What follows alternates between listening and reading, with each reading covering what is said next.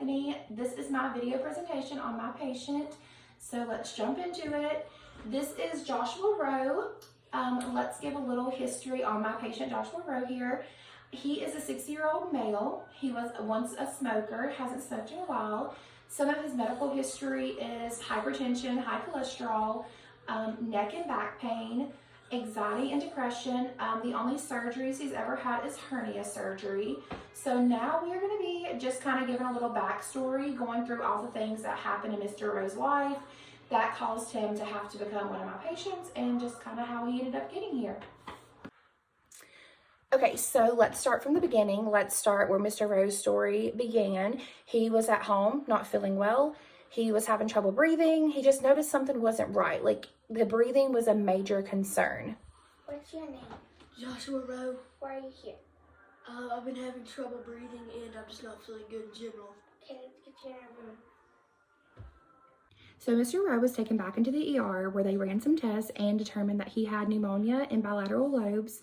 He also had a fever and just other symptoms that went along with the pneumonia, as well as acute respiratory hypoxia. Mr. Rowe, it seems you have pneumonia in both of your lungs. To better your health, we're going to have to transfer you to a different hospital. So they decided it was best for Mr. Rowe to be transferred out to a different hospital. He was at a small community hospital where they didn't do a lot of intubation. There wasn't an ICU, things like that. So he was transferred out. They actually did go ahead and put him into an ICU room. O2 is dropping. We're going to need to intubate him.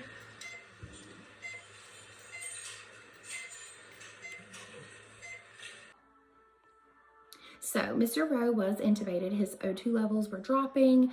It was just best, they felt, for him to be intubated so his lungs could recover and his body could heal from the pneumonia. During intubation, unfortunately, there were some issues. When Mr. Rowe woke up and he was extubated, they realized that they had stunned his spinal cord. So when he woke up, he was unable to feel and have movement in his bilateral lower extremities as well as his right upper extremity. Mr. Rowe, can you reach out for me, please? How are you feeling? My legs feel weird and I can't move my arm. So Mr. Rowe was later transferred to the inpatient rehab there at the hospital he was at. He was given rehab for about 3.5 weeks, and then he was later sent home to do outpatient rehabilitation. He did really well with his rehab there. Once he got to outpatient, he was able to walk fairly well. There was just a lot of weakness and things like that, but the major concern was definitely his arm at that point. Hey, Mr. Rowe, I'm from physical therapy and we're going to get you for your walk. Okay. So that was Mr. Rowe in physical therapy, where they were addressing his bilateral lower extremity weakness, coordination, gait, all those things. And he also sees me at the outpatient therapy. He was brought in with the diagnosis of monoplegia, according to the right upper extremity weakness, ataxia. He had coordination issues, those kind of things. So we really wanted to jump in hard, getting that right upper extremity functional so he can, begin to go into his ADLs, IEDLs, things like that. Okay, so we're going to go ahead and show you how Mr. Rowe moves now that he's in outpatient therapies. He got out of inpatient rehab. He lives at home with his daughter and girlfriend at the time, and he is coming to outpatient. So I like to move him in gravity eliminated because that's where he moves best right now. We can get his shoulder to about 90 with some assistance, and then he's able to go all the way back, and he can go down on his own also. Perfect. So then Mr. Rowe, with his elbow, we have to help assist get him to about 90. And then he can get to his nose and touch his nose. He just has a lot of coordination issues, some ataxia. So once he touches his nose, he's able to go back down all on his own also. Okay, so the fun thing is his wrist and hand works perfect. There's no issues there. Hand, wrist, fingers, all the movements. When I very, very first saw him, he definitely had a few those coordination issues, things like that. But now, moving on a little bit, his hands does really well. They don't have many issues. You do have the underlying coordination. It's not 100% perfect, but honestly, his hands and wrists are not an issue at all. It's mostly just the elbow and shoulder movement, which do pretty good in the gravity minimized area. Let's talk about the diagnoses that Mr. Rowe came to me with and just kind of go over the symptoms and what those diagnoses mean. First off is monoplegia. With Mr. Rowe, that would be his right upper extremity. He has a very much increased paralysis with that. So what that monoplegia actually stands for is one body area or one limb is paralyzed. It's not moving right. It's not working right. That brain to motor action, that pathway has been disrupted.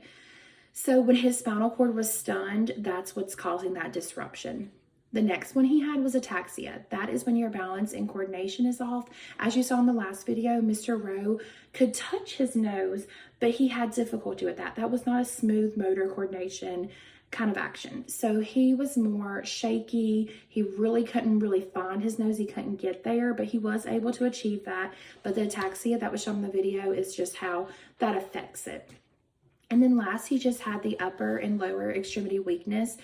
So you're going to experience a lot of decreased strength, endurance, activity tolerance. So for Mr. Rowe, his bilateral lower extremities aren't really paralyzed as much as they are just very weak. And he also has the ataxia along with that. So that's where you're just going to want to strengthen. You're just going to want to help that endurance get built up also. So those are his diagnoses. So let's go into a little bit more detail. At Grayson's birthday party? Honey, you know I can't. Where my arm slants down so much, it hurts. And I hate wearing that splint out in public. It's just so embarrassing. It would be nice to get out of the house for a while, and you know I can't just leave you here alone. I know, honey. It'd be nice to give you a break, but trust me, I'm trying to get better as fast. Okay, so touching base on psychosocial. As you can see, Joshua was staying with his daughter. That was his primary caregiver. He was definitely having some issues dealing with wearing that splint, having that arm hanging down. It was difficult for him to go places because he was kind of embarrassed about the splint, just the weakness, the overall issues that he was showing that you couldn't just go out and hide. There was also some strain on that relationship with him and his daughter. She was kind of tired. She wanted to kind of go places, do things. And Joshua was having trouble going out. He didn't really want to go anywhere. Just taking grasp on what had happened to him and what he had been through and working so hard in therapy, his psychosocial was affected. He just wanted to stay home. Going out was just too much work for him, too much embarrassment, too many questions. So it is very safe to say the psychosocial aspect was affected very much so. Okay, so let's talk about occupational performance a little bit. When Joshua first came to me, he was pretty much max assist, unable to stay by himself, use the restroom, bathe, don and doff his garments, go to the grocery store and buy his food, prepare his food. He was not able to drive. He was not able to go to work. His daughter was his primary caregiver. She helped him with every aspect of his day. IEDLs were non-existent at that point. He was not able to engage in any of his usual leisure activities. Of course, moving forward, the daughter and I assisted with finding some new IADLs for him to engage in. Moving forward a little bit more now, after learning some compensatory strategies and things like that, he is able to bathe himself, feed himself, don his garments, use the restroom, all things ADL with very minimal assistance. He's getting close to independence. Still unable to work, definitely not back to all of his IADLs. I forgot to mention earlier, but he has major muscle atrophying of the elbow flexors. So that really has affected his ability to do things. But Hey, Dad, can you fold that towel for me? Yeah, honey. okay, so that's Joshua Rowe. That's the patient I've been working with, a little case study on him. So just in conclusion, Joshua's situation wasn't your average. You're going to see a spinal cord stun from being intubated everyday situation. It was kind of crazy how his shoulder somewhat worked. The elbow was atrophied and kind of worked, and the hand was almost perfect. So he was definitely different. It was really important for me to kind of go back, see what happened to him, exactly what happened, how it happened, the details of the situation. It was also important for me to research the best way I can help him, how to fix his intervention plan, make sure his goals were addressed, make sure his deficits were addressed. It was really interesting, and it just kind of shows you the importance of really going back, getting that medical history, knowing where your patient's been, what he's been through, some things he already had going on, some things that are totally brand new that need to be addressed. And also, it was just important to kind of learn about that monoplegia, that ataxia, that generalized weakness, that muscle atrophy he had going on. Very important just to get the whole picture, the whole person, and base your intervention plan and how you're going to reach those goals according to all that information. So I hope you enjoyed my video, and thank you for watching.